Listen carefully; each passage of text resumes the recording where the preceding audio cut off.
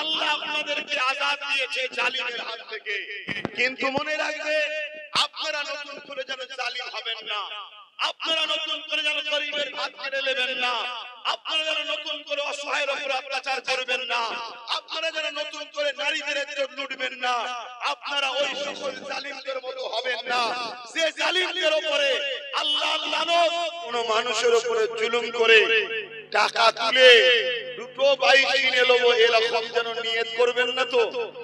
জোরে বলুন, এই নিয়ত করবেন না তো। হাত তুলে বলুন, করবেন না তো। যদি কেউ করে জুম্মার দিন আমি থাকি, আমার কাছে রিপোর্ট দেবেন তো। হাত তুলে বলুন, দেবেন তো। কেন কিছু কিছু খবর আসছে, কিছু কিছু খবর আসছে যে কিছু কিছু টাকার বিনিময়ে দাগিগুলোকে সামনে নিয়ে আসার প্ল্যান চলছে। খবর আসছে, আপনাদের বলে যাচ্ছি, যদি প্রমাণ সহ তথ্য দিতে পারেন দাগি তো লাঠি খাবে, কথা বুঝছেন না? কিন্তু যে সামনে নিয়ে আসবে তারও কিন্তু মাপ নাই, তাকে জনমের মতো একদম ছেটে বার করে দেবো। কেন এই গরিব অসহায় চোখের পানি যারা ফেলেছে তাদেরকে কোনোভাবে মেনে নেওয়া যাবে না। তার কাছে গিয়ে ক্ষমা চাও, যার চোখের পানি ফেলেছো তার কাছে ক্ষমা চাও। সে যদি মাফ করে দেয়, আমি আপনার সিদ্দিকী বা আমাদের কোনো আপত্তি জায়গা নেই। ঠিক না বেঠিক গো ভাই? কেন ইতিহাসে আমরা পড়েছি অনেক সাহাবা হুজুরদের ঘরে আবু জেহেল বাহিনীরা শহীদ পর্যন্ত করে দিয়েছে। এমন কি আমার নবী পাকের চাচা যান তিনার কলিজা পর্যন্ত চিবিয়ে খেয়েছে। পরবর্তীতে সেই হিন্দার গোলাম ওয়াইসি তিনি কি করলেন? ক্ষমা চেয়ে তওবা করলেন, ইসলামের মধ্যে দাখিল করলেন। আহা, আমার রাসূল পাক সাল্লাল্লাহু আলাইহি সাল্লাম তিনাকে মাফ করে দিলেন। জোরে বলুন সুবহানাল্লাহ। তাই যদি কেউ মাফি চায়, মাফি চাওয়ার সিস্টেমে আসুন, মাফ চান, ভুল হয়ে গেছে ক্ষমা চান। মানুষের কাছে অন্যায় করেছেন, ক্ষমা চাওয়া দরকার আছে না? না, ক্ষমা চাইলে তো আপনার দুনিয়াও ভালো আখিরাতও ভালো হয়ে যাবে। কিন্তু মনে রাখবেন, তা না করে আপনি গুজুর গুজুর কারোর সঙ্গে সেটিং এ যাবেন, মনে রাখবেন আপনার ইকুলও যাবে উকুলও যাবে। হয়তো ধরতে একটু দেরি হবে, কিন্তু মনে রাখবেন টাকাও যাবে আর সেটিংটাও যাবে। কেন? মনে রাখবেন এই দলের মাথাতে, বুঝতে পারছেন তো, জাতা লোক বসে নেই। আমি হুজুর হতে পারি কিন্তু কন্ট্রোলও করি আমি, এটা মাথায় রাখবেন, খেয়ালও রাখবেন। কথা বুঝে আসছে তো নাকি? গাদ্দারি চলবে না, চিটিংবাজি চলবে না, জুলুম চলবে না। তো যাই হোক, আমি আমাদেরও বদদুয়া আজও আছে, আগামীতেও থাকবে। কেন? যে অসহায়ের নয়, যে গরিবের নয়, যে মজলুমের নয়, যে খোদারদার নয়, যে এতিমের নয়, যে বিধবার নয়, যে মজলুমের নয়, যে মানুষের নয়, যে মুসলমান হোক, হিন্দু হোক, আদিবাসী সাঁওতাল হোক, মানুষকে যে ভালোবাসে না, লা ইয়ারহামুল্লাহু মান লা ইয়ারহামুন নাস। মহান স্রষ্টা বলছে যে মানুষের উপরে দয়া করে না, মহান সৃষ্টিকর্তা তার উপরে দয়া করবে না।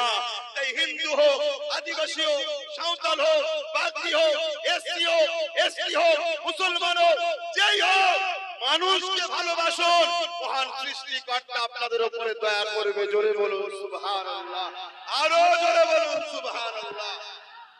কিছু নামধারী মুসলমান, কিছু নামধারী মুসলমান, কারো আগে মোল্লা, কারো পিছনে মোল্লা, কিছু নামধারী জাহান্নামের পুকুর তৈরি হয়েছে, যারা আজকে সমাজের মুখে নামটা মুসলমান, কিন্তু তাদের কর্মকাণ্ড এজিদের মতো, তাদের কর্মকাণ্ড ফেরাউনের মতো, তাদের কর্মকাণ্ড নমরুদের মতো, তাদের কর্মকাণ্ড চেঙ্গিস খানের মতো।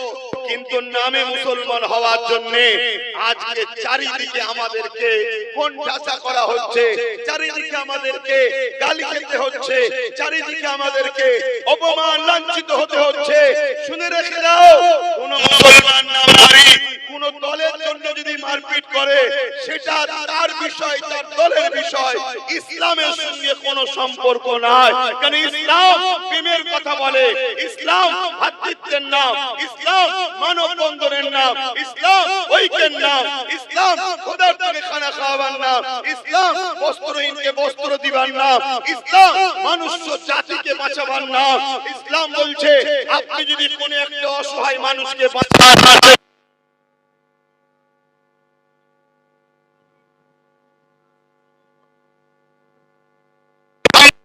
জালিমের হাত থেকে বাঁচান, ইসলাম বলছে পুরো মনুষ্য জাতিকে আপনি বাঁচালেন। জোরে বলুন সুবহানাল্লাহ।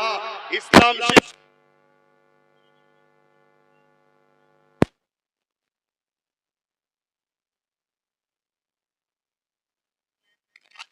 ইসলামকে গালি খেতে হচ্ছে, আজকে সেই ইসলামকে অপমান করা হচ্ছে, আজকে সেই ইসলামের সেন্টার মাদ্রাসাকে টার্গেট করা হচ্ছে।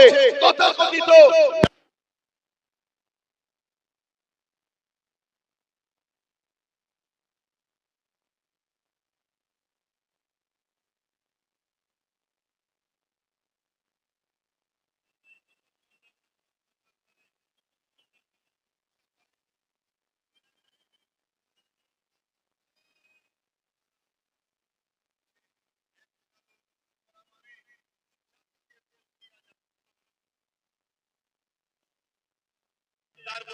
দলকে যেমন অপমান করা যায় না, ঠিক তেমনি একটা লোক যদি অন্যায় করে, 10টা লোক যদি অন্যায় করে, তার জন্য লক্ষ কোটি লোককে নোংরা কথা বলা, তাকে দাগ লাগিয়ে দেওয়া, তার উপরে জুলুম করা যায় না।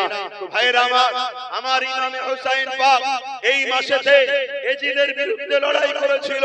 কি জন্য? ইমামে হোসেন পাকের প্রতিদ্বন্দ্বের লড়াই ছিল না। ইগো ইমাম পাক যদি লড়াই করতে দখল করতে চেয়েছিল নাকি? জোরে বলো। বাপ আমি জানি জায়গা হচ্ছে না, মানুষের মধ্যে বিরাট খেলাঠেলি হচ্ছে, এই উচ্ছ্বাস আছে আমরা জানি। অনেক হাজার অনেক কষ্ট করার পর আল্লাহ রহমত আজকে 6 বছর পর আপনারা কাছে পেয়েছেন। আমি জানতে চাইছি এই ক্যানিং পূর্বের মানুষ কারা কারা আছেন, একটু হাত তুলে দেখাবে। ক্যানিং পূর্বের মানুষ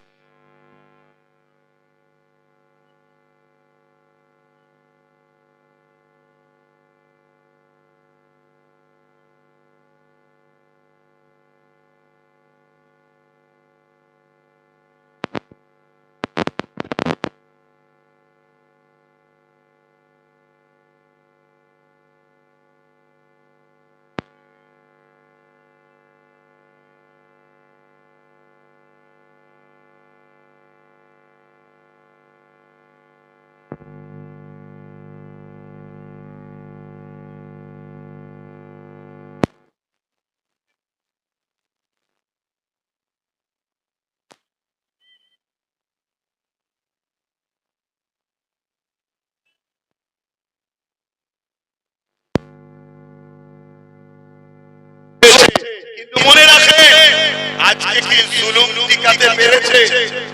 জুলুম টিকতে পেরেছে? তাহলে জুলুম একদিন মিটবে।